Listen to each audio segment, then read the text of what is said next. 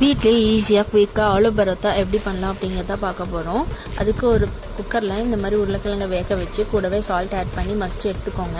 அதோட பொடியாக நறுக்கின கருவேப்பிலை, பொடியாக நறுக்கின வெங்காயம், கூடவே ஒரு ஸ்பூன் கரம் மசாலா, ஒரு ஸ்பூன் ஆம்ச்சூர் பவுடர் புளிப்புக்காக, அதோட கொஞ்சமாக பெப்பரு, கொஞ்சமாக சில்லி பவுடர் ஆட் பண்ணிவிட்டு வேணுங்கிற அளவுக்கு சால்ட் ஆட் பண்ணிவிட்டு நல்லா இந்த மாதிரி பிசைஞ்சு எடுத்துக்கோங்க.